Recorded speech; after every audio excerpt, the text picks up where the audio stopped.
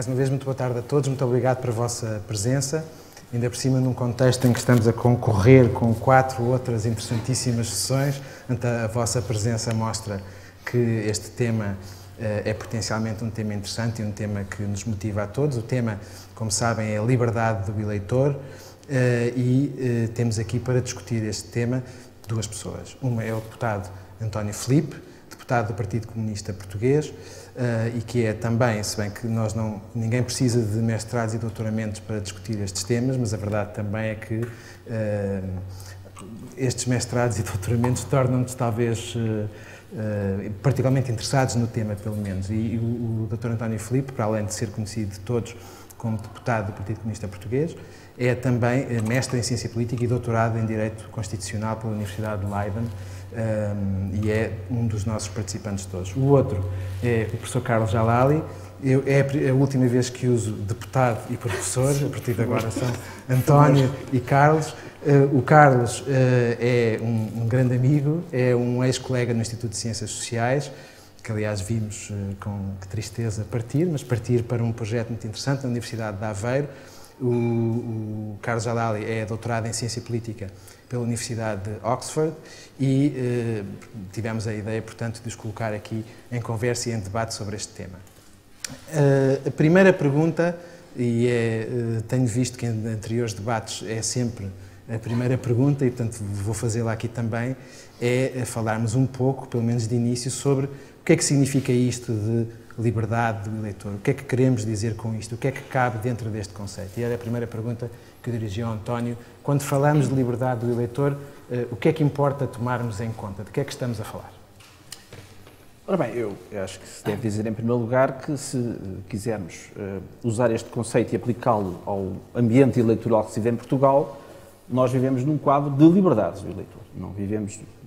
Estamos num sistema político em que as liberdades públicas estão garantidas e, portanto, não podemos dizer que há constrangimentos à liberdade dos eleitores que os impeçam de manifestar por via eleitoral a sua vontade e de expressar a sua vontade política.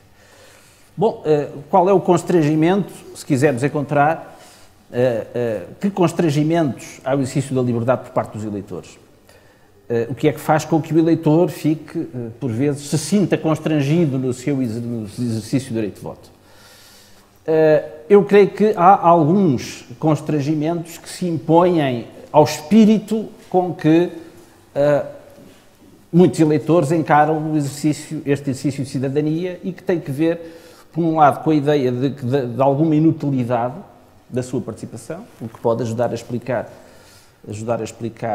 uma taxa de abstenção significativa, que provavelmente será debatida noutro momento deste debate, e, por outro lado, a ideia de que há um constrangimento ditado pelo sistema político, pelo sistema económico em que vivemos, que leva o eleitor a condicionar, a orientar de uma forma relativamente constrangida o seu sentido de voto. Não é? Creio que isto resulta fundamentalmente daquilo que o Althusser chamaria a hegemonia, ou seja, o constrangimento ditado por um pensamento hegemónico que se vai impondo por via mediática e que leva a que os eleitores estreitem o seu leque de opções. E daí possam considerar que a escolha eleitoral acaba por ser uma escolha condicionada entre A e B, pondo de parte, à partida, outras opções. E se nós analisarmos o ambiente eleitoral, designadamente dos últimos atos eleitorais, em que o ambiente era muito condicionado pelo peso da chamada troika sobre o ambiente político nacional, verificamos que muitos eleitores pensaram, bem, não vale a pena pensar que pode haver outras opções, porque nós estamos condicionadíssimos por isto e daqui não podemos fugir. E, portanto, esta ideia de que daqui não podemos fugir, creio que é um constrangimento psicológico que se impõe aos eleitores e que pode levar muitos eleitores a sentirem-se constrangidos na sua liberdade de opção. Agora, eu creio que isso está na cabeça dos eleitores, tem causas sociológicas que têm a ver com o ambiente político e mediático em que vivemos, mas que não podemos considerar que ponham em causa a liberdade do eleitor e a democraticidade das eleições em Portugal. António, deixe-me só prosseguir aqui este tema um bocadinho. Mesmo presumindo que esses constrangimentos existem e são reais, é curioso verificar que houve países com os mesmos constrangimentos ou constrangimentos semelhantes, onde o efeito, de certa forma, foi precisamente o inverso. Estou a pensar no que se passou na Grécia, por exemplo, e de alguma maneira o que se está a passar em Espanha. Portanto, porquê é que esse constrangimento funciona de uma maneira nos contextos e de outra maneira noutros? Eu creio que nós temos em Portugal um sistema político muito estruturado. E não assistimos em Portugal ao aparecimento de fenómenos, se quiser, fenómenos populistas com a intensidade que tiveram designadamente em Itália, creio que é o exemplo máximo, em que uma opção populista e de protesto inconsequente, se quiserem, porque o Beppe Grillo apresentava-se como um contra-sistema, um homem que brincava com isto tudo, e portanto houve ali claramente um voto de muitos milhões de eleitores italianos claramente contra o sistema e sem alternativa, porque de facto foi um voto de mero protesto, com uma dimensão nunca vista.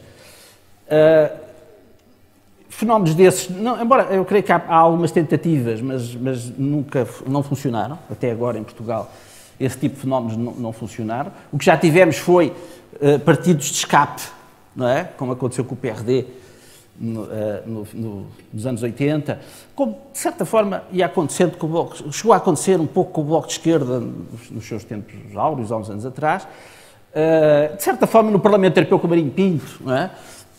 Algum voto de escape, algum voto de protesto, mas que depois não se traduz numa opção consequente e numa opção para o futuro, não é?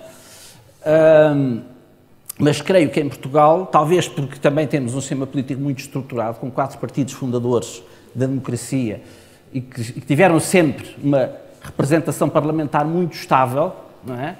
Muito estável, e o não aparecimento de fenómenos de natureza populista de que não estamos livres, mas que até agora é um facto que não apareceram, não tiveram condições para se impor, contribuíram para isto, ou seja, para que em Portugal não tivéssemos fenómenos desses com grande expressão.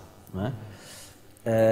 Mas creio que aí também há que reconhecer algum mérito aos partidos portugueses, apesar de tudo o que se possa dizer acerca deles, e naturalmente das amplas divergências que existem no espectro político português, mas de facto os 4 partidos portugueses, enfim, agora podemos acrescentar um quinto, de certa forma, ao Bloco, mas estes partidos têm contribuído, de certa forma, para que são partidos do sistema democrático e que têm, de certa forma, contribuído para que ele, nos seus alicerces, se mantenha. E, portanto, nós temos muito, enfim, o descontentamento dos cidadãos com razões justas, relativamente à forma como a política nacional tem sido conduzida, não se tem traduzido num voto de repúdio generalizado pelo sistema político democrático. O que creio que é mérito dos nossos concidadãos e também haverá algum mérito nos partidos portugueses que têm contribuído, não é, para que nos seus alicerces essenciais o regime democrático tenha mantido alguma estabilidade. Carlos, quando se fala da liberdade dos eleitores portugueses, tu também a vês constrangida desta maneira? Vê-la constrangida de outra maneira? O que é que vês, o que é que pensas quando se fala de liberdade do eleitor? Podemos identificar aqui alguns constrangimentos. Se não te importares, eu gostava de contar uma pequena história que acho que ilustra a ideia de liberdade do eleitor, liberdade de voto, e depois podemos traduzi-la para a situação portuguesa. E é sobre Charles Taylor, não o Charles Taylor de que falou Jeremy Waldron hoje de manhã, mas o outro Charles Taylor, não tão simpático, como sabem, o senhor da guerra da Libéria, não é? Que levou à guerra civil da Libéria na década de 90, uma guerra civil que levou a uma taxa de mortalidade de cerca de 10% da população da Libéria, cerca de 1/3 da população da Libéria ficou refugiada, e depois de um processo de pacificação, em 1997, decorrem na Libéria eleições presidenciais. E nessas eleições presidenciais, Charles Taylor é um dos candidatos. O slogan da campanha de Charles Taylor era: ele matou a minha mãe, ele matou o meu pai, eu vou votar nele. Que é, convenhamos, um slogan pouco normal em política. As eleições, e acho que este é o caso interessante para ilustrar a liberdade do eleitor, as eleições tiveram uma taxa de participação muito alta, cerca de 85% de participação, foram consideradas pelas entidades internacionais, pela ONU, pela ECOWAS, pelo Carter Center, como sendo eleições livres e justas. E os partidos da oposição não se queixaram, em geral, depois de saberem os resultados, não se queixaram de fraude ou manipulação eleitoral. E a pergunta é, Taylor ganha ou perde estas eleições, nestas condições? A resposta é, porventura, surpreendente. Ele ganha. E ele ganha com 75% dos votos. Porquê é que ele ganha? Porque a ameaça implícita em ele matou a minha mãe, ele matou o meu pai, eu vou votar nele, é se eu não votar, o próximo a morrer sou eu. Não é? E, portanto, este é um exemplo de um constrangimento sobre o eleitor, que é um constrangimento não mensurável diretamente. Eu acho que, olhando para democracias consolidadas, como a portuguesa, nós podemos identificar dois tipos de constrangimentos. Um tipo de constrangimento prende-se com aquilo que são os efeitos do sistema eleitoral, e o sistema eleitoral tem efeitos e condiciona as escolhas dos eleitores, e depois podemos falar mais sobre isso. O outro aspecto, que é aquilo que o António Filipe referia muito bem, são as escolhas impostas por aquilo que é o leque de opções que é dado ao eleitor. Vamos supor que, veja aqui o Tiago Fernandes, não é? E vamos imaginar que amanhã nasce o PTF, Partido Tiago Fernandes. Esse partido representa tudo aquilo que o Tiago Fernandes, ou qualquer um de nós aqui, acredita. O programa é como se tivesse entrado no nosso cérebro e transposto em palavras as nossas ideias. Será que esse eleitor que encontra o partido perfeito vai votar nele? E a resposta não é necessariamente sim. Porque, se não houver um conjunto de outras pessoas que também votam nesse partido, esse é um voto desperdiçado. Portanto, votar é, para usarmos a linguagem da teoria de jogos, um jogo de coordenação também. E as escolhas, a forma como um sistema partidário se estrutura, acaba por condicionar essas escolhas. E aquilo que o António Filipe referia bem é que em Portugal temos um sistema partidário estruturado e esse sistema partidário impõe escolhas, mas também delimita essas escolhas. Quer isso dizer que não há espaço para outras alternativas? Não necessariamente. Quer dizer, porque se um determinado candidato ou político ou figura, vamos dizer, sinaliza ao eleitor que o vosso voto em mim não é desperdiçado, bem, pode conseguir mobilizar votos, como aconteceu, por exemplo, com Marinho Pinto nas europeias. Antes de passar ao sistema eleitoral, que foi um dos temas que mencionaste e que vamos ter certamente que abordar, eu queria seguir um bocadinho esta linha do partido de Tiago Fernandes. Vamos pensar no seguinte, se o partido de Tiago Fernandes se formava, ele certamente não iria beneficiar do financiamento que, por exemplo, os partidos representados no Parlamento, ou com mais de 50 mil votos, penso ser esse o critério, beneficiam. Não iria beneficiar da visibilidade que os meios de comunicação social dão a partidos estabelecidos. E eu estou com dúvidas se, por um lado, isso representa, do teu ponto de vista, um constrangimento real à liberdade do eleitor, mas, por outro lado, também seguindo aqui um bocadinho o que disse o António Filipe, dá a ideia também que às tantas esse constrangimento pode ser bom em algumas circunstâncias. Portanto, como é que te posicionas neste possível dilema do partido de Tiago Fernandes? Sim. Bem, é verdade e acho que a presença destes constrangimentos não é necessariamente má. E acho que aqui temos que balançar aquilo que são os custos e benefícios em mais do que uma arena apenas. Portanto, uma arena é claramente a arena da escolha do eleitor individual, mas outra também prende-se com aquilo que são os resultados agregados dessas escolhas individuais. E em Portugal, essas escolhas agregadas permitem previsibilidade, estabilidade. E isso não são coisas de sumenos em política. Portanto, eu diria que não é necessariamente mau termos esse sistema partidário estruturado. E vemos, aliás, como contra-exemplo, o caso de democracias onde os sistemas partidários são sistemas partidários pouco institucionalizados e onde essas crises do sistema partidário muitas vezes depois desembocam também em crises da própria democracia. Portanto, as duas coisas não podem também ser olhadas separadamente. Em relação ao primeiro ponto, eu acho que é uma inevitabilidade o facto de haver maior visibilidade mediática, etc., para os partidos que têm representação parlamentar. A questão do financiamento creio que é potencialmente distinta e acho que aí o sistema poderia gerar mais incentivos ou permitir ao eleitor mais escolha. Por exemplo, através de esquemas propostos por Filipe Schmitter, entre outros, que são os vouchers de financiamento partidário. Em vez do voto estar automaticamente associado a financiamento partidário e apenas aos partidos que atingem um certo patamar, o que Schmitter propõe é que o eleitor pode escolher individualmente dar um voucher, que equivale a financiamento público desse partido, e assim permite-lhe também equilibrar as coisas e pode decidir, bem, não quero ver o meu voto desperdiçado e, portanto, voto no partido que consegue eleger deputados, mas eu gosto das ideias do partido do Tiago Fernandes, vou-lhe dar o dinheiro para ver se ele apoia-se pode... o Tiago a formar o seu partido. Exatamente. Muito bem. Ele está a tomar nota. António, eu queria falar de uma outra dimensão disto, que aliás o Carlos já mencionou, que é a questão do sistema eleitoral. Penso que uma das coisas que já nesta curta conversa se começou a perceber é que esta ideia de liberdade do eleitor, que parece à partida uma coisa intrinsecamente positiva, também já vimos que a liberdade absoluta há quem possa levantar questões a isso. Eu queria, no fundo, fazer o mesmo tipo de questão sobre o sistema eleitoral. E a primeira questão que eu queria fazer, para ser concreto, é que, apesar de estarmos sempre a falar de reforma do sistema eleitoral, da necessidade de mudar, da necessidade de melhorar, antes disso, eu queria lhe perguntar, uma pergunta que vai parecer quase chocante, o que é que funciona bem no nosso sistema eleitoral? Há alguma coisa que funcione bem, antes de pensarmos no que é que temos de mudar? Acho que há. Eu acho que o sistema eleitoral tem as costas muito largas. Eu creio que o descontentamento dos cidadãos relativamente ao sistema político é de substância, está para além do sistema eleitoral. Acho que o sistema eleitoral tem um mérito, que foi ter adotado um princípio de proporcionalidade, foi uma opção fundadora do regime democrático e acho que bem.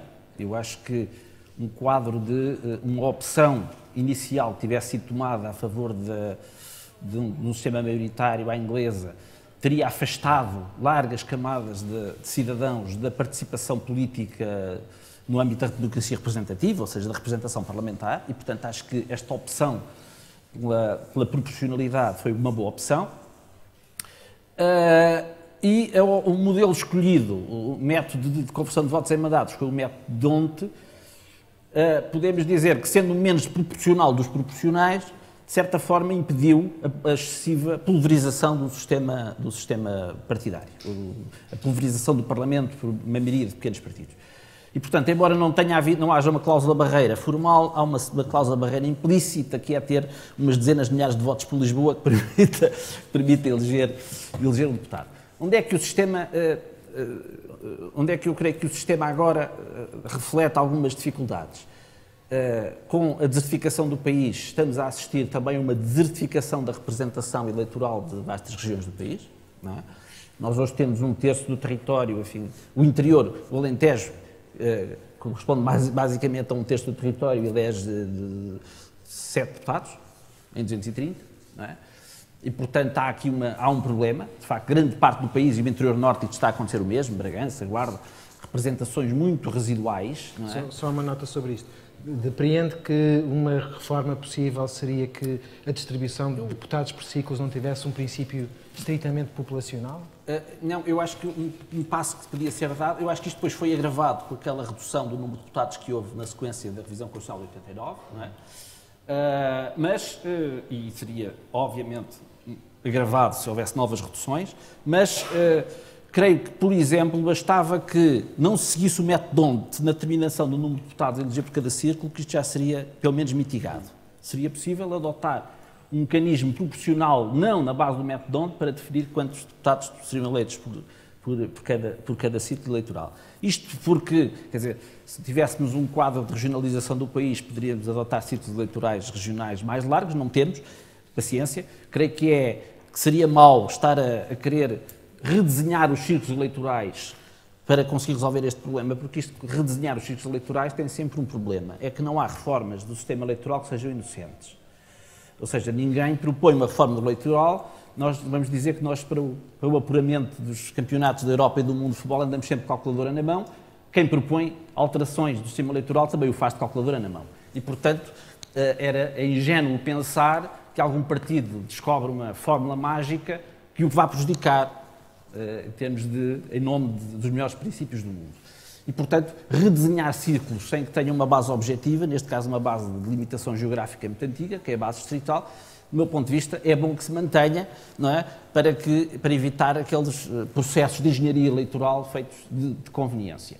E, portanto, acho que pode haver aspectos a aperfeiçoar, embora creio que nós não temos um problema de sistema eleitoral. Não temos um problema de sistema eleitoral. Poderemos discutir muitas questões à volta do sistema eleitoral, à volta do problema da personalização ou não, que eu acho que tem muito de falacioso, não é? Tem muito de falacioso, sobretudo quando nós assistimos a que, ao mesmo tempo em que se diz que é preciso personalizar a representação dos círculos eleitorais e melhorar a relação entre o deputado eleito pelo círculo respectivos eleitores, mas ao mesmo tempo fazemos, entre aspas, eleições para candidatos a primeiro-ministro.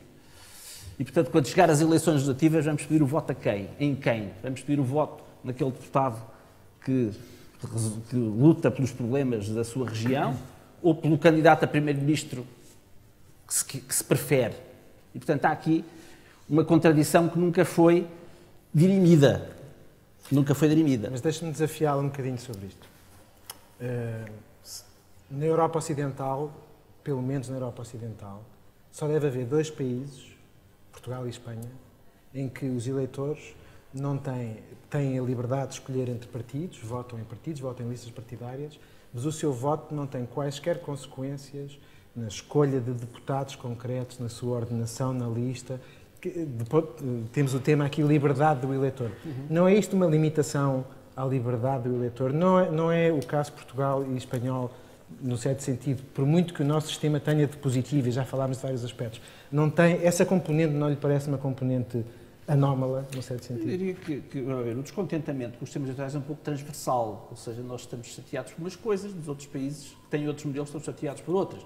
E, portanto, todos tendem, de certa forma, a culpar o respectivo sistema eleitoral. A Inglaterra está-se a vir a discutir a possibilidade de alteração do sistema maioritário para um sistema mais proporcional. E, portanto, por isso é que eu digo que eu acho que o problema é de substância e não tem tanto a ver com a configuração do sistema eleitoral. Porque, obviamente, que as várias soluções têm prós e contras, têm vantagens e desvantagens. Por exemplo, quando se fala eu sou eleito no círculo eleitoral médio, não é? São 10 deputados eleitos, é o Círculo de Santarém. E faço muito trabalho de círculo eleitoral. E procuro valorizar o mais possível, e aliás, os deputados dos círculos, à exceção de Lisboa e eventualmente do Porto, em que Lisboa é um pouco, considera-se de certa forma um círculo nacional, não é? Há uma preocupação dos deputados eleitos em fazer o trabalho do seu círculo e de ser reconhecidos no seu círculo e de visitar instituições no seu círculo e, de certa forma, de o representar. Agora, a questão que se pode colocar é: o deputado nacional é um representante do círculo eleitoral, ou seja, é um procurador de interesses regionais. No quadro do nosso sistema não o é. Porque, embora na sua atividade concreta seja chamado a ter uma componente regional na sua atividade e até a valorize, os deputados de fora de Lisboa valorizam-na e procuram valorizá-la na sua região, mas depois isso dificilmente tem consequências no comportamento eleitoral. Porque o comportamento eleitoral é fundamentalmente ditado por razões nacionais. Eu aqui há uns anos dei-me ao trabalho de procurar ver se havia grandes variações, se os círculos eleitorais, se as vagas eleitorais que nós tínhamos, se tinham diferenciações significativas por círculo eleitoral. Isto concluí que não tinham. Havia uma exceçãozinha ou outra que podíamos procurar encontrar na história de Viana do Castelo, por causa do deputado Ponte Lima, mas era uma variação mínima. Ou seja, as vagas, quando vinha uma vaga, ou uma vaga a favor do PSD ou uma vaga a favor do PS, eram vagas de âmbito nacional. E cilindravam os deputados dos respectivos círculos. Mas dir-me-ão, bom, e se nós podemos alterar isto? Certo. Podíamos conceber um Parlamento completamente diferente. Ora bem, mas e se nós vivêssemos se estivéssemos num sistema político em que o Governo não estivesse estritamente dependente da confiança parlamentar, bem, podíamos pensar isso. Agora, num sistema como o nosso, em que o Governo é estritamente dependente de uma maioria parlamentar e numa cultura política em que nenhum governo admite a mais pequena contrariedade, sob pena de ameaçar imediatamente com a instabilidade e com a demissão, como é que era possível conceber um quadro de governabilidade com um Parlamento excessivamente pulverizado? Ou seja, nós temos, por vezes, a tendência nós olhamos, bem, mas nos Estados Unidos eles têm um Parlamento de facto atuante. O Presidente vê-se, muitas vezes, em palpos de aranha, permita-me o país da expressão, para conseguir passar determinadas medidas do Parlamento, coisa que arrepiaria qualquer governo português. Imaginemos se o atual governo tivesse que passar a vida a negociar com os deputados quase individualmente as medidas que, enfim, já se teria demitido 50 vezes, não aceitaria uma coisa destas, acharia que isto era instabilidade total. Ora bem, porque é que nos Estados Unidos isto é possível? Porque o Executivo não depende da confiança parlamentar. Ou seja, ele, se tiver uma maioria adversa no Parlamento, tem que conviver com ela, mas o Parlamento também tem que conviver com ele, não é? E, portanto, isto no sistema parlamentar é difícil assegurar um quadro de governabilidade mínima sem que haja, de facto, um sistema partidário, uma representação parlamentar com um sistema partidário minimamente estabilizado, não é? E, portanto, daí a minha dificuldade em ver as tais candidaturas independentes à Assembleia da República, porque acho que elas poderiam ter méritos, como têm méritos os candidatos independentes nas autarquias, mas arriscar-se-iam a criar um quadro em que tínhamos um parlamento de deputados limianos, não é? E, portanto, eu não vejo como é que isso seria compatível com o sistema parlamentar, em que o Governo tem uma responsabilidade perante o Parlamento. Seria outro mundo. Seria outro mundo. Oh, Carlos, eu faço-te a mesma pergunta. Okay. No fundo, começo por perguntar o que é que tu achas, que, na tua opinião, que funciona e na tua leitura, que funciona bem no nosso sistema e onde é que achas que há lacunas e onde é que achas que se podia melhorar, sendo que melhorar um sistema, como já vimos aqui, é verdade, nunca há nada perfeito, toca-se numa coisa, prejudica-se outra, mas estamos no equilíbrio certo ou estamos num certo desequilíbrio em desfavor da tal liberdade do eleitor? Ok. É uma pergunta muito boa, porque nós olhamos sempre para o negativo do sistema eleitoral e raramente para aquilo que é positivo. E eu identificaria 3 ou 4 pontos que acho que são relevantes de salientar no nosso sistema eleitoral. Um primeiro é que ele é estável. E a idade não é necessariamente sempre uma qualidade, mas no caso de um sistema eleitoral, creio que é, sobretudo tendo em conta o passado político português, marcado por uma grande instabilidade nos sistemas eleitorais, com uma grande manipulação dos sistemas eleitorais para fins políticos imediatos, combinando com a ignóbil porcaria de 1901, e, portanto, esta estabilidade e a previsibilidade que gera, creio que é importante. Um segundo aspecto é que o sistema eleitoral é percepcionado como sendo justo. Não quer dizer que seja justo, mas em geral nós não vemos os atores políticos a queixarem-se da forma como os votos foram convertidos em mandatos, que é a função do sistema eleitoral. Eles queixam, quer dizer, podemos ouvir queixas sobre a ausência de personalização, etc., mas não na conversão de votos em mandatos. O sistema eleitoral português não é necessariamente justo, ele é relativamente desproporcional, portanto, a proporção de votos não é diretamente convertida na proporção de mandatos e nessa conversão os maiores partidos são beneficiados em detrimento dos mais pequenos.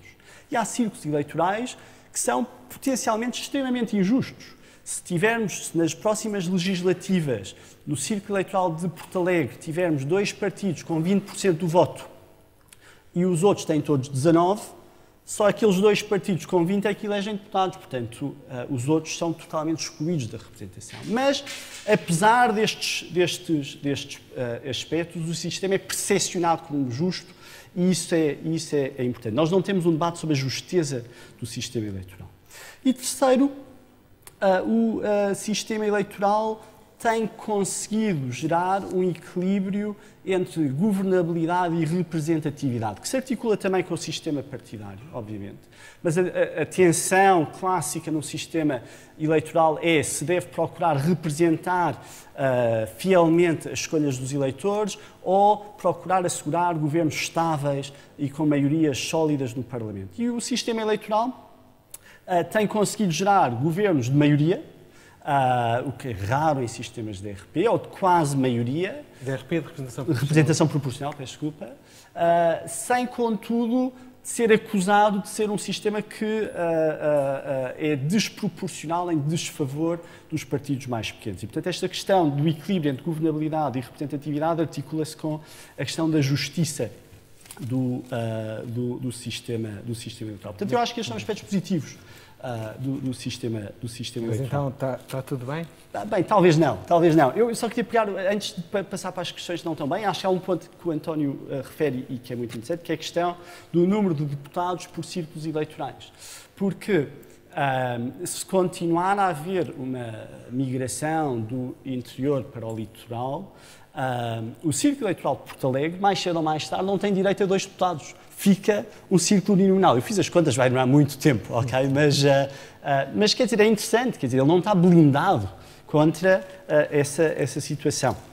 Mas ainda há uma margem de 30 mil eleitores, portanto, ainda já vemos aqui que é um ponto em comum, que há uma preocupação hoje em dia da maneira como o sistema está desenhado, no desenho dos círculos, onde de facto a população é escassa e temos grandes parcelas do território com poucos representantes. O problema está na desertificação do território. Sim, não é do sistema. Sim, não é do sistema, sim.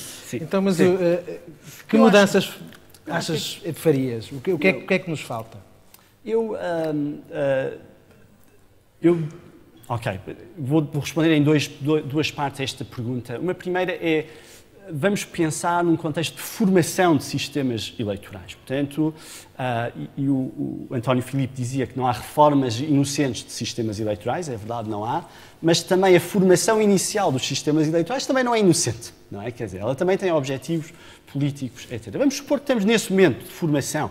E aí, tendo em conta aquilo que sabemos sobre o contacto dos eleitores com os deputados, com a satisfação que eles têm com o trabalho do deputado, a introdução de elementos de escolha em lista, que podem ser feitas através de sistemas de lista semi-aberta ou, porventura, num sistema de representação proporcional personalizado, como na Alemanha, parecem-me ideias benéficas, parecem-me boas ideias.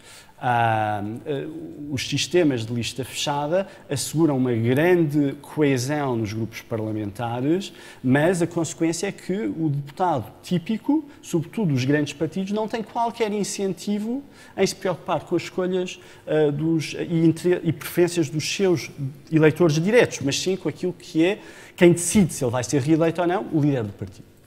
Obviamente que a situação em partidos que têm uma representação parlamentar mais limitada no círculo, aí possa haver algum efeito do trabalho no círculo. Mas para grandes partidos, o 12º da lista de um dos grandes partidos em Lisboa, quer dizer, não tem que se preocupar excessivamente com essa questão.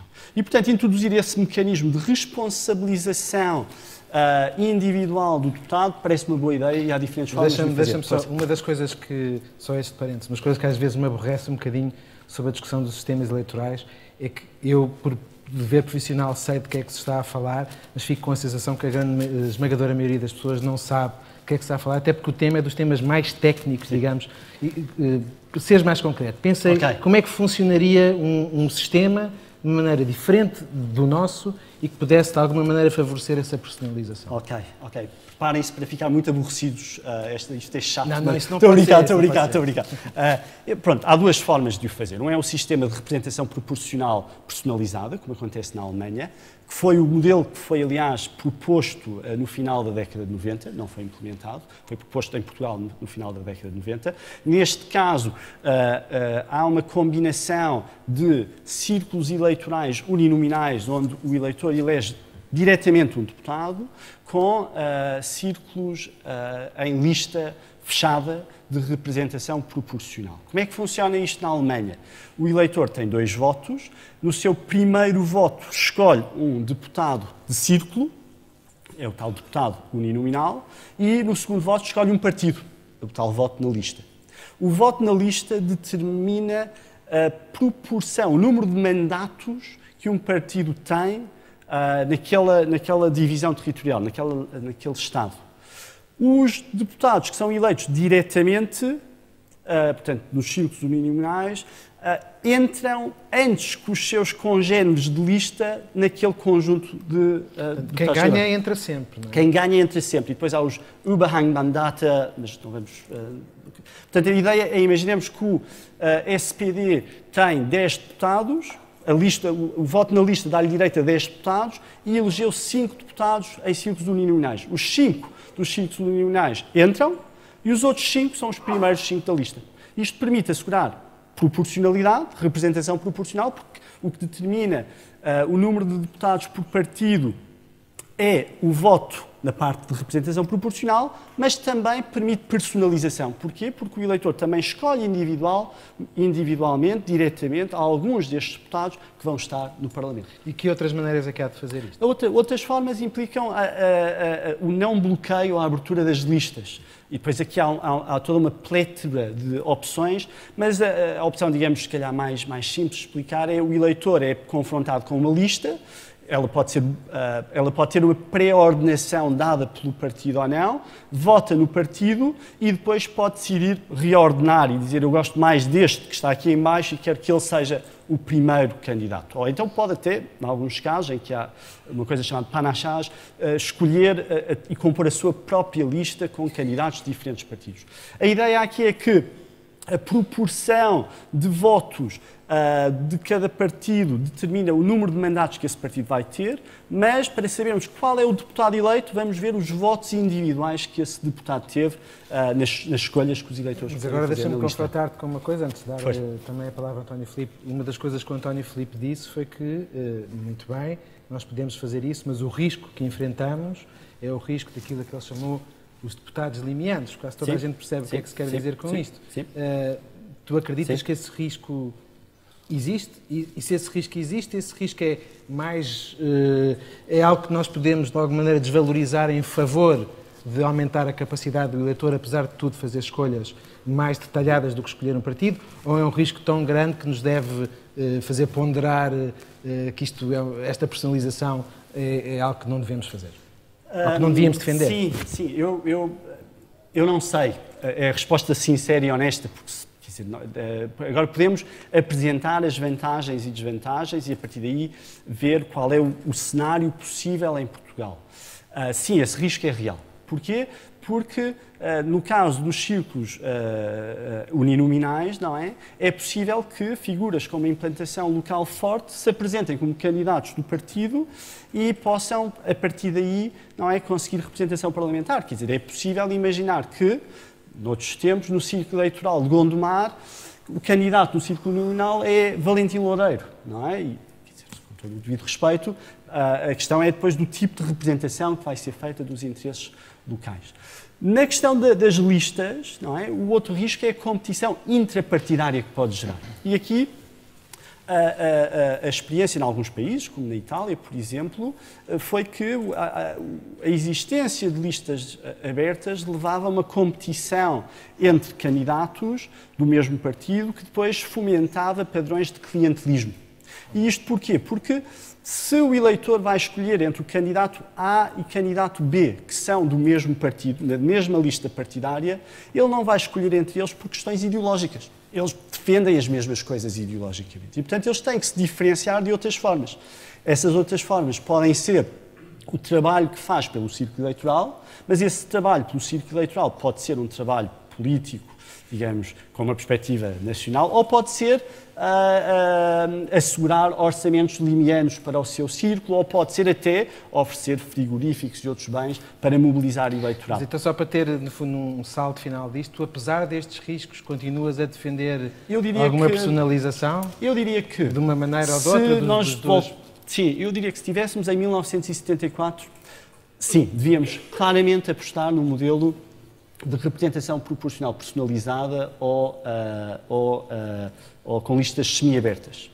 Neste momento, este sistema partidário está consolidado e mudar sistemas eleitorais abre uma porta, que é uma porta perigosa, que é gerar um ciclo de mudança em sistemas eleitorais. Nós vemos isso em Itália. A Itália começou a mudar o sistema eleitoral na década de 90 porque queria resolver disfunções no seu sistema político, nunca mais parou de mudar o sistema eleitoral. E isso é um perigo. E, portanto, a haver uma mudança eleitoral, ela tem que ser feita de tal forma que os vários atores políticos dizem, ok, esta muda, mas depois é para durar 40 anos. Não podemos entrar numa espiral de reformas eleitorais. Esse é o primeiro aspecto. E segundo, as expectativas da mudança do sistema eleitoral para os eleitores têm que ser reduzidas.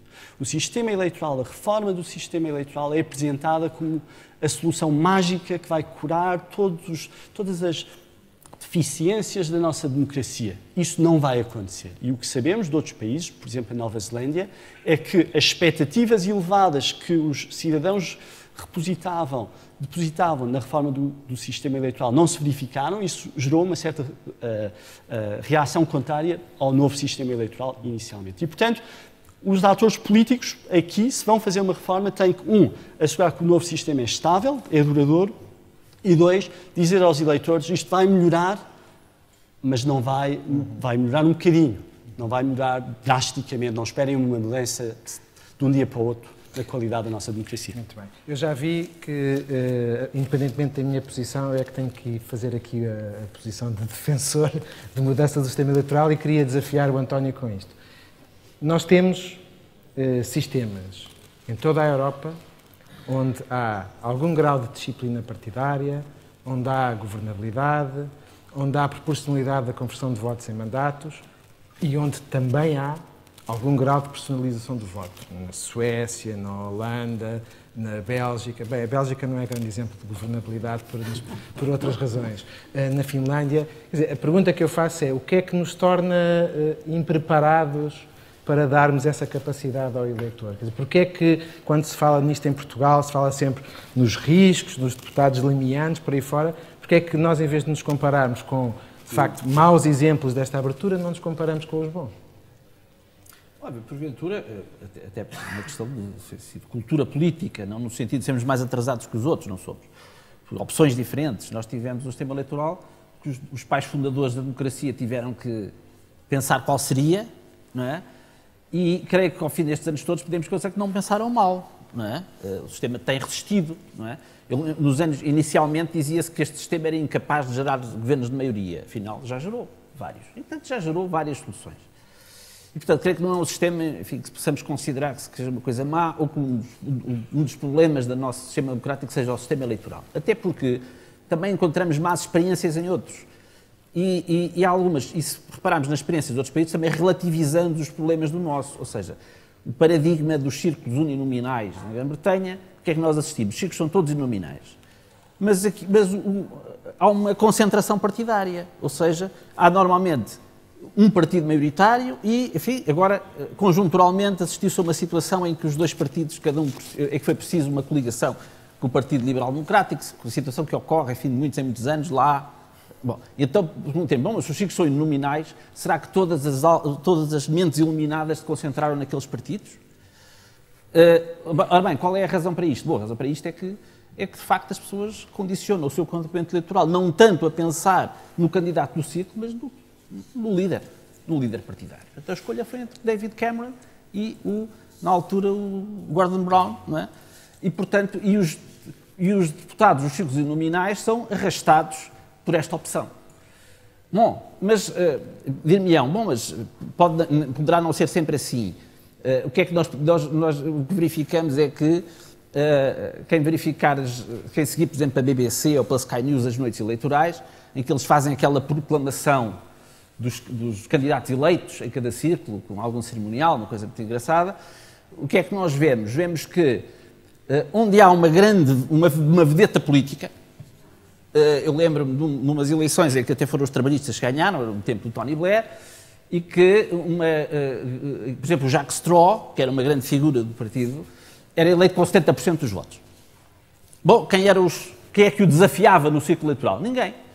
Nós víamos o Jacques Straw com 70% dos votos e depois vimos mais nenhum partido arriscava nenhuma figura minimamente conhecida ou que tivesse aspirações à eleição. E, portanto, aquele círculo dos candidatos era o Jacques Straw e mais uma série de jovens à procura do primeiro emprego que não tinham qualquer hipótese de concorrer com ele. E, portanto, eu creio que a uninominalidade pode gerar, desde logo, o vedetismo, ou seja, a vedeta do círculo, à partida, não tem concorrência possível. Creio que, ao contrário do que se possa pensar, dificulta a renovação do pessoal político, por esta razão, porque contra uma vedeta da política ninguém se mete. Ora bem, então como é que se consegue contrariar a vedeta da política? Provavelmente arranjando uma vedeta do espetáculo ou do jet set que possa concorrer com ele em popularidade. Ora bem, eu não creio que isto seja necessariamente bom. Eu creio que há prós e contras neste... Ou seja, eu creio que é muito difícil que, num quadro de opção de voto muito centrada na personalização do candidato no círculo, que os partidos arrisquem a renovação do pessoal político. Ou seja, não vamos concorrer num jovem, ele é muito talentoso, mas ninguém o conhece. Este jovem só será conhecido depois de, enfim, de ter sido eleito no conjunto da lista, daqui a uns anos pode ser que o conheçam. E, enfim, e aí poderá tornar-se uma figura notória da vida política nacional. No início ninguém é. Portanto, ninguém nasce conhecido da opinião pública.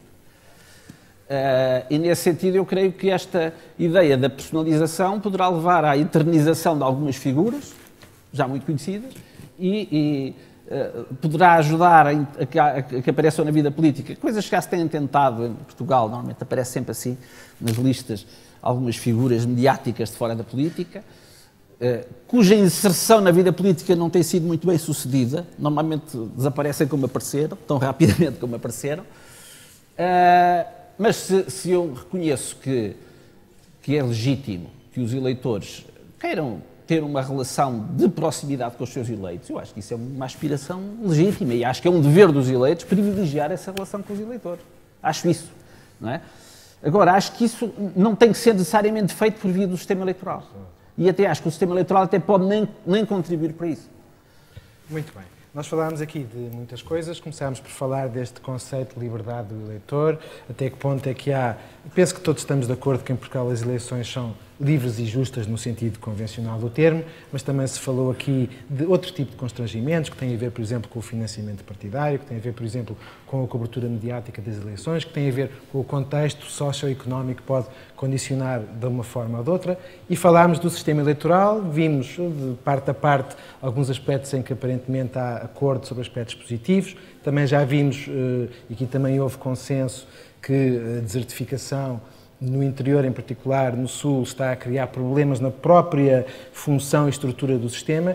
E depois temos aqui opiniões de vários tipos, com vantagens e desvantagens sobre a personalização do sistema, seja através da modalidade, digamos, alemã, que preserva a proporcionalidade, mas cria círculos uninominais, seja através da modalidade de círculos abertos, que também pode preservar a proporcionalidade, mas permite escolhas. E no meio disto tudo, aquilo que eu agora queria saber é que questões, que observações é que vêm da audiência. Faça favor. Pode apresentar-se.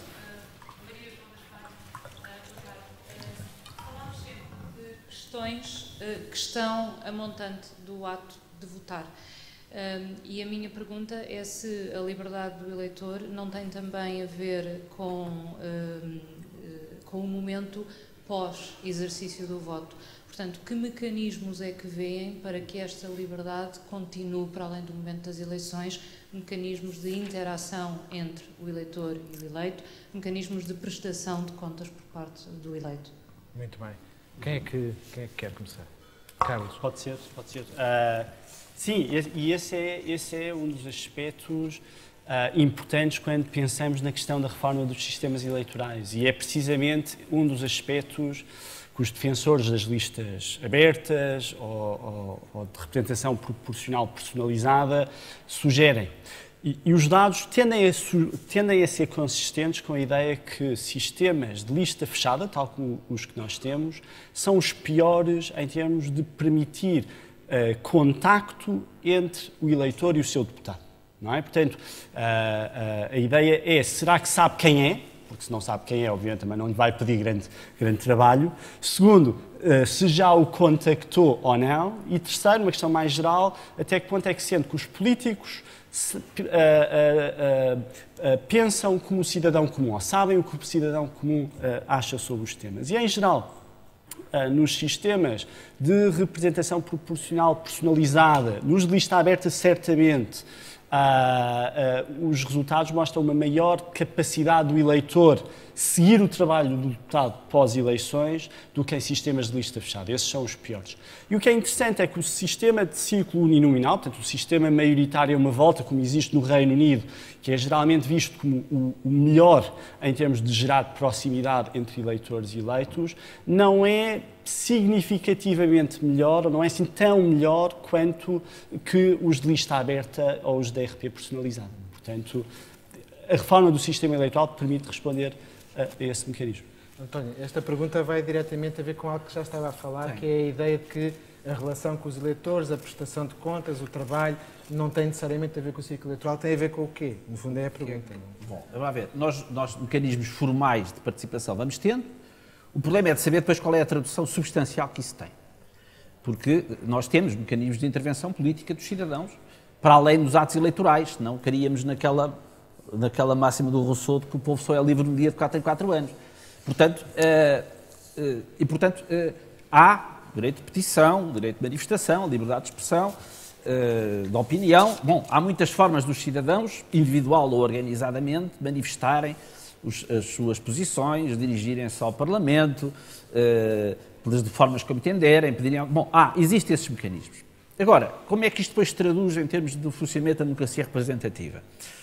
Ora bem, o que é que acontece? O que acontece, imaginemos, enfim, há imensos exemplos concretos disso, num determinado círculo eleitoral são introduzidas umas portagens que não havia lá, os cidadãos ficam muito descontentes com o governo e sabem que são os deputados do círculo eleitoral. E vão dizer, mas então vocês são deputados do círculo eleitoral e consentem que se faça isto. O que é que acontece? Acontece que, obviamente, os deputados que são da oposição, não têm nada a ver com aquela medida do governo, vão intervir, vão fazer perguntas ao governo, vão intervir em sede parlamentar para que aquilo não vá por diante. E o que é que acontece com os deputados apoiantes do governo? Dizem assim, vocês têm toda a razão, eu também sou contra as portagens, mas é aqui, porque quando chegar ao Parlamento, se eu votar contra o governo demite-se e eu é que sou responsabilizado por isso. Mas isso é por causa das listas fechadas também. Isso não é em parte também por causa das listas fechadas? Eu acho que não é só por causa das listas fechadas, porque mesmo que o deputado da maioria fosse eleito a listas abertas, eu duvido que ele assumisse o ónus de provocar a demissão do governo, não é? E, portanto, nós temos até aqui, porque, vamos lá ver, esses deputados são conhecidos, as pessoas sabem que eles são os deputados do círculo eleitoral. E há um problema, quer dizer, aquela história de que se fala, enfim, a disciplina de voto é um tigre de papel. A Constituição determina que cada deputado exerce livremente o seu mandato. E, portanto, ninguém aponta espingardas a um deputado forçando-o a votar contra a sua consciência. Não é? Agora, há pouco estávamos a falar da liberdade do eleitor. O que é que que constrangimento é que pode haver para a liberdade de um eleito? É o peso político da sua opção, ou seja, quais são as consequências políticas da minha opção. Eu que sou um deputado da maioria, apoio este governo. Eu vou votar de forma a que vou fazê-lo cair. Quais consequências é que isto tem para mim? Não é? Ora bem, se for uma questão de consciência, bom, ele assume. Muito bem. Não é? Imaginem, havia agora aí um governo qualquer que queria introduzir a pena de morte, coisa que obviamente não acontece. Eu sou contra e assumo todas as responsabilidades disso. Nunca aceitarei isso, portanto não contam mais comigo. Não é? Ou seja, não há, obviamente, que a liberdade de consciência do eleito não pode ser posta em causa. Eu não admito que um eleito em qualquer nível do Estado assuma uma posição contra a sua consciência. Contra a sua consciência. Admito que ele pondere politicamente as consequências políticas do seu ato, não é? Que o faça em consciência. Depois há a responsabilidade política. E então aí as pessoas têm que optar perante quem é que acham que respondem. Não é? Agora, eu acho que por vezes usa-se o problema da disciplina, da chamada disciplina de voto, como uma forma de alívio de consciência. Desculpem lá, mas eu até acho que vocês têm razão, eu sou bom, o meu partido é que é mau. Não é? Agora, eu acho que isto é um elemento de reflexão que os eleitores têm que ter. Não é? Pedro, posso só 30 segundos? Sim. Só 30 segundos Temos rápidos. ali mais perguntas.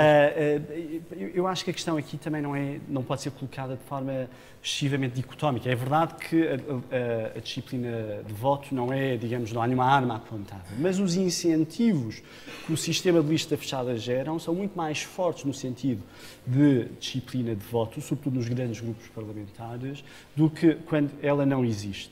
E aquilo que vemos de países onde há listas semiabertas, etc., é que há uma menor disciplina partidária, mas não quer dizer que haja necessariamente cenários de ruptura governamental. Quer dizer, Cameron perdeu uma votação no Parlamento, não se foi embora por isso, perdeu várias. E, portanto, eu acho que a questão aqui não é uma questão dicotómica, é uma questão de grau. E, obviamente, que qualquer escolha tem esses efeitos, mas que não são nunca dicotómicos, são de grau. Nós temos ali uma pergunta de um líder de um partido que foi fundado há 35 minutos, que é o Tiago Fernandes. Tiago. Votem. Como líder nomeado, os meus colegas e amigos, já tenho 2 eleitores, presumo. Claro. Com esta generosidade, pelo menos 2. Queria colocar 3 questões. A primeira tem que ver com... Há sempre um grande debate quando se fala de aproximar o eleitor do eleito, a liberdade de escolha do eleitor sobre o sistema eleitoral. Mas queria colocar a questão... O primeiro ponto é o seguinte: em que medida é que nós observamos como, na Europa, há um declínio da participação eleitoral e da filiação em partidos, por exemplo, independentemente do sistema eleitoral. Ou seja, eu penso que há um problema ainda anterior ao sistema eleitoral, que é há o esvaziamento das próprias instituições de soberania democrática a favor ou beneficiando de instituições que não são escolhidas e cada vez têm, pelos eleitores e pelos cidadãos, cada vez têm um poder maior de decisão sobre a vida democrática.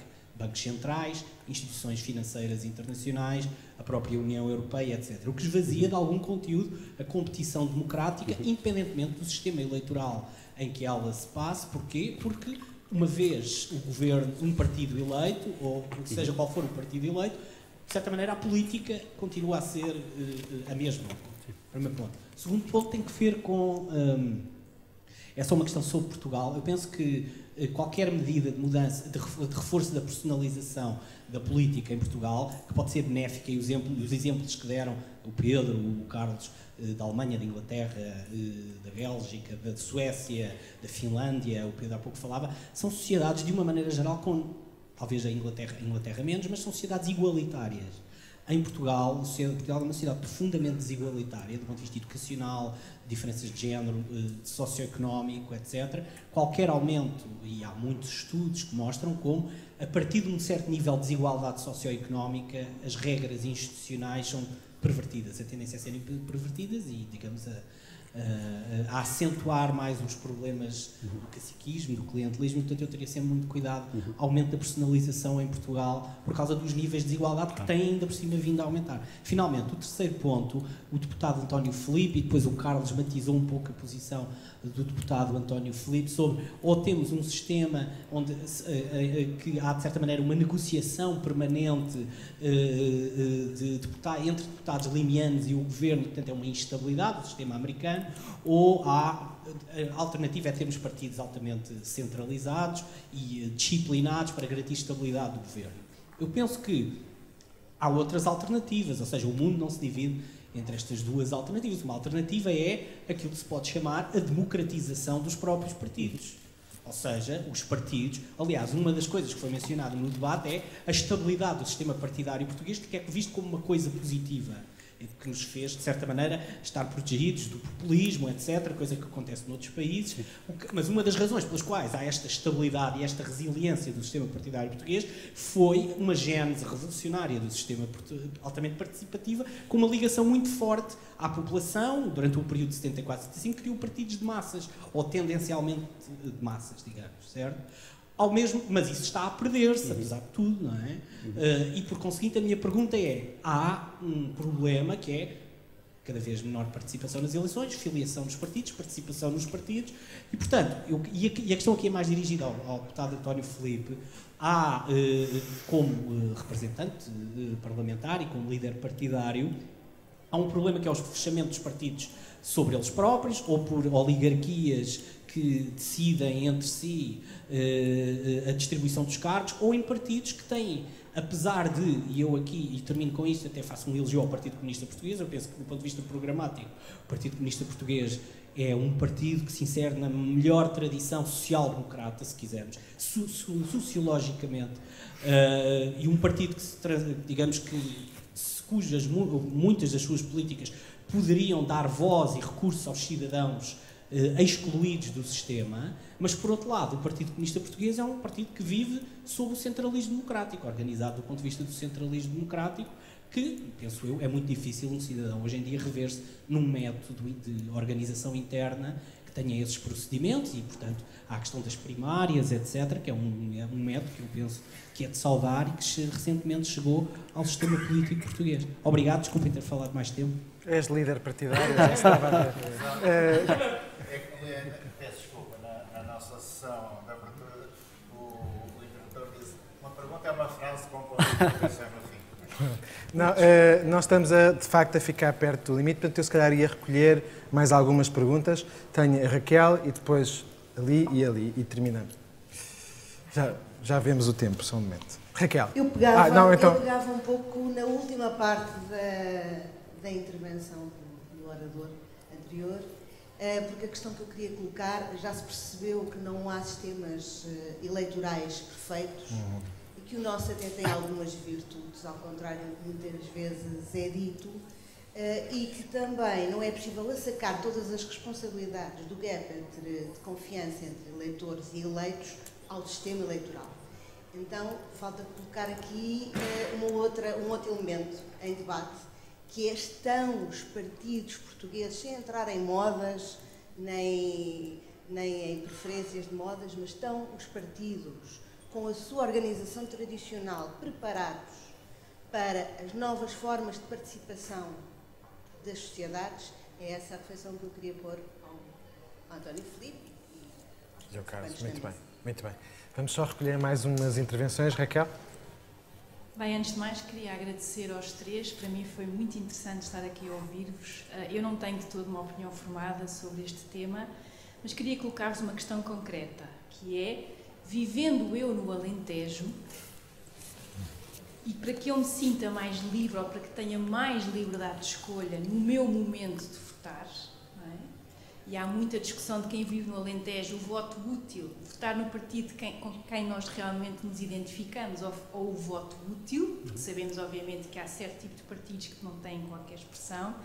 Ou seja, vivendo no Alentejo, que conselhos é que me dão no sentido de potenciar a minha liberdade enquanto eleitora? Muito bem, uma pergunta muito concreta. Temos mais dois pedidos de intervenção. Primeiro aqui. Boa tarde, António Sobrinho. A questão que eu gostaria de colocar é a seguinte, dirigida aos dois membros da mesa. Se lhes repugna uma experiência do estilo para as eleições para o Parlamento Europeu, por exemplo, as listas serem fechadas, mas com base numa seleção prévia, através de primárias ou outra, e que permitisse aos eleitores, que é complicado em termos práticos, ter um número determinado de votos que permita exatamente votar naqueles que eles acham melhores. Eu posso, por exemplo, votar num deputado comunista, que seja do PSD ou de outra lista qualquer. Portanto, conhecendo o funcionamento da instituição, trabalhei lá há 25 anos, tenho uma noção talvez mais próxima do modo, como é que as coisas funcionam e, portanto, o que interessa não é exatamente o mesmo tipo de atuação à semelhança do que se passa num Parlamento Nacional. Portanto, no fundo, isto é uma questão muito complicada porque tem a ver com a questão teórica e a sua aplicação prática. Temos mais uma intervenção ali ao fundo e tem que ser a última. Liberdade do eleitor. O Brasil vai a eleições do próximo domingo. O voto é obrigatório. Há liberdade do eleitor quando o voto é obrigatório. A segunda questão. Eu ando a votar há 40 anos naquilo que a cada momento me parece o menos mal. Mas ainda assim sinto-me sistematicamente enganado. Para que é que serve a liberdade de eleitor se depois eu não me revejo em nenhum dos partidos da Assembleia da República? Para que é que serve? Muito bem. Então, ia pedir a cada um que talvez começava por pedir ao António e depois ao Carlos para terminar. Ora bem, muito obrigado. Ora bem, eu não queria, foi aqui invocada a minha qualidade de dirigente partidário, que eu normalmente não enjeito, mas eu creio que não é nessa qualidade, não é? Não queria partidarizar a minha intervenção aqui, porque é que não era essa a ideia dos promotores, nem a minha, nem seguramente a vossa.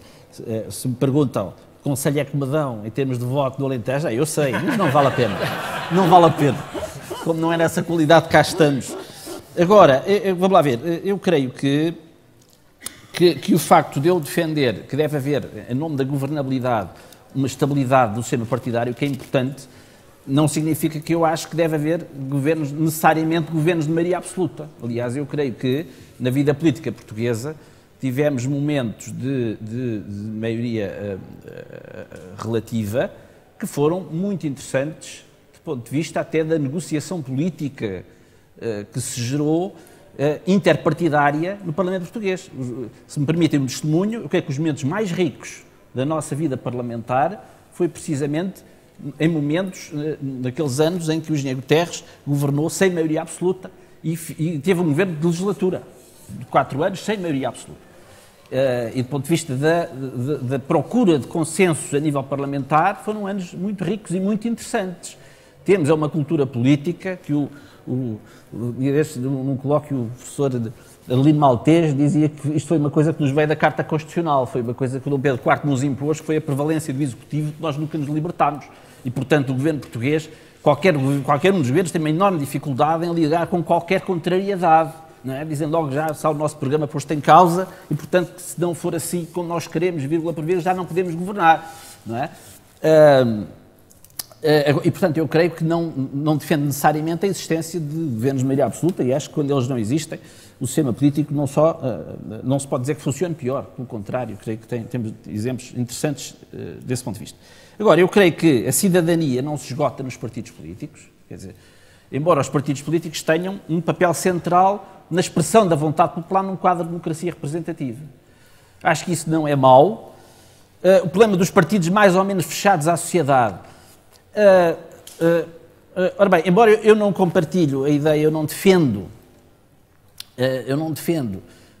como opção minha. Acho que é legítimo qualquer partido escolha as opções que tem no seu contacto com a sociedade. Eu, por mim, não defendo esta possibilidade de eleições abertas, como fez o Partido Socialista, como fez o Partido Democrático em Itália. Não creio que isso seja bom, assim tão saudável do ponto de vista da vida dos próprios partidos. Eu não quereria para mim, mas reconheço que, do ponto de vista dos partidos que o fazem, indicaram isso como uma abertura à sociedade. E dizem assim, bom, estão sempre a queixar-se que são os diretórios partidários que escolhem, então olha, então ajudem-nos a escolher.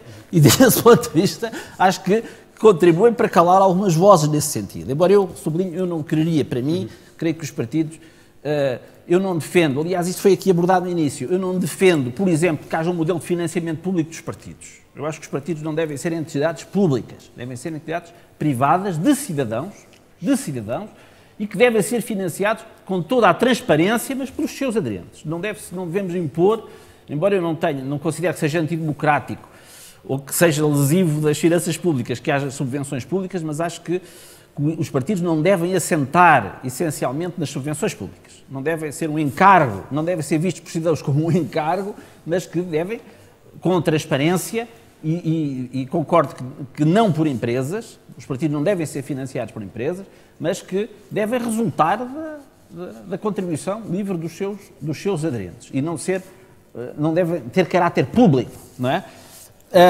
Agora, acho é que, e isto aqui voltamos ao problema da personalização, eu acho que nós temos uma pouca cultura de responsabilização dos partidos enquanto entidades coletivas. E há um pouco a tendência a dizer, ou seja, eu creio que isso também é uma deficiência da fulanização. Quer dizer, este partido agora é liderado por este senhor. Quando este senhor for afastado do partido é outro. Não é. Não é. E aí há um déficit da nossa cultura política de responsabilização dos partidos enquanto tal. Há uma espécie de voltar o conta-quilómetros a zero. Não é? Este senhor governou mal, nós decapitamos politicamente, depois vem outro e fazemos de conta que a vida é outra, o partido é outro. E, portanto, conta quilómetros a zero. E creio que, desse ponto de vista, isto tem contribuído para esta ideia de uma alternância, um rotativismo, que depois até deixa as próprias pessoas que nele contribuem um pouco agastadas, porque afinal eu já vi que este era melhor, mas afinal é pior, e parece que o que vem é sempre pior que o outro. Agora, eu creio que isso é como eu disse no início, eu creio que isso é um condicionamento que os eleitores impõem a si mesmos. Não estamos contentes com este quadro partidário, achamos que faltam partidos no nosso espectro partidário. Eu creio que em Portugal é relativamente fácil fundar um partido e, tanto é, nos últimos meses temos aí o anúncio de 3 ou 4 novos partidos. Vamos a isso. Ou seja, quem entenda que há um espaço vazio no quadro político português que deve ser preenchido, preencham e, seguramente, se tiver apoio, é bem-vindo, não é? Desde que contribua, obviamente, desde que não sejam partidos que se assumam contra a democracia, que isso não seria saudável, mas que se queiram inserir no livre-jogo democrático, como novos partidos, terão, obviamente, a mesma legitimidade que os anteriores. Não é? É uma questão de jogarem com as mesmas armas. Não sei se há alguma questão que eu deixei por responder, mas, de qualquer maneira, como também não temos muito tempo, Vamos, Carlos, Ok. como é que respondes a estas? Bem, a todas é impossível, impossível. Eu vou tentar tenta fazer uma síntese. Sim, vou tentar fazer uma síntese e tentar agregar. Desculpe, peço só Forças desculpa. são- Só uma coisa muito concreta foi colocada. Eu acho que não deve haver voto obrigatório. Acho que, de facto, o voto obrigatório é um constrangimento à liberdade dos cidadãos. Os cidadãos devem ter a liberdade de não votar, se assim entender. Pronto, eu posso começar pela questão do voto obrigatório. Para citar um conhecido cientista político, o voto obrigatório artificialmente gera participação eleitoral e, ao fazer isso, significa que acaba a abstenção, mas a abstenção é um sinal também daquilo que é a percepção dos cidadãos do seu sistema político. E, portanto, para parafrasear esse autor, o voto obrigatório mata o mensageiro. A abstenção deve ser olhada com atenção e devemos nos preocupar com a abstenção e encontrar formas de a ultrapassar, mobilizando os cidadãos para a arena política e não proibindo, que é aquilo que o voto obrigatório faz, a abstenção. E isso liga-se com as questões que o Tiago levantou, concordo com o que ele diz em geral, e eu acho que um dilema central que nós podemos identificar na melhoria do sistema político português, porque é disso que estamos a falar, como é que podemos melhorar a qualidade da democracia em Portugal? Eu sinto que, por vezes, há uma tentativa de encontrar a solução rápida e mágica. É a mudança do sistema eleitoral, é as primárias, é isto. São boas medidas, porventura sim, vão radicalmente mudar e envolver os cidadãos de um dia para o outro? É evidente que não. E acho que há um outro lado mais lento que a nossa elite política está a subestimar, que é encontrar os mecanismos de socialização política dos jovens, que é o que não está a acontecer. Nós sabemos, e a literatura tem mostrado, que os jovens que são socializados na política, naquela idade em que começam a pensar sobre a política em que podem votar, são pessoas que depois são mais atentas e participam mais nas eleições. E nesse campo nós temos muito pouco trabalho que é feito e o trabalho, aliás, do Pedro mostra como os jovens em Portugal estão relativamente distantes da vida política, etc. E, portanto, eu acho que um trabalho mais lento, muito menos vistoso, certamente com menos impacto mediático, mas que eu acho que é crucial para a saúde da nossa democracia no futuro, é encontrar formas de socializar os jovens a partir dos 15 a 16 anos a pensar na política. E o Mark Franklin tem falado disso, entre outros autores. E acho que essa é a forma também de ultrapassar esta ideia do voto obrigatório como solução, é ir ao cerne do problema e não matar o mensageiro. Eu queria falar da questão que falou de votar no menos mal. Eu não quero colocar-lhe a questão, mas imagino quando diz que votou no menos mal de 5 partidos, não dos 15 ou 17 que concorrem às eleições. E isso ilustra os constrangimentos que o sistema partidário cria. Portanto, o António dizia, bem, quem quiser criar um partido pode criá-lo, é verdade, pode criá-lo, não quer dizer que esse partido vá ter votos, precisamente pelos constrangimentos que o sistema partidário gera. E acho que aqui também há medidas que podem ser, têm sido colocadas mais no campo teórico, mas que eu acho que são interessantes, como a questão dos vouchers de financiamento partidário, como a ideia de haver mais escolha no voto, portanto, em vez de ser um voto dicotómico, um voto honesto ou noutro, mas só num, a pessoa poder distribuir votos, que é algo que o Schmitter também refere, a ideia de que a pessoa tem 100 pontos e pode distribuí-los por diferentes partidos e assim também encorajar outros partidos que acha que são interessantes. Portanto, isto são ideias que podem ser colocadas. Portanto, há mecanismos institucionais que podem gerar incentivos para a mudança. Quanto ao Alentejo, mudar para Lisboa, talvez, ou então fazer campanha por um círculo compensatório nacional para os votos desperdiçados em círculos mais pequenos. Muito bem. Muito obrigado ao Carlos, muito obrigado ao António e à audiência. Eu acho que esta conversa provou que, por um lado, podemos tratar temas que, por vezes, têm um caráter muito, muito técnico, que os podemos tratar de uma maneira, enfim, geralmente acessível, e agradeço muito a maneira como ambos falaram de muitas das coisas aqui, financiamento partidário, sistema eleitoral, personalização, e por outro lado também mostra que podemos falar de temas absolutamente fundamentais do nosso sistema político, vindo de partidos diferentes, ideologias completamente diferentes, muito distantes, temos contexto, temos a possibilidade de o fazer, e agradeço muito esta possibilidade de termos tido esta conversa. Muito obrigado.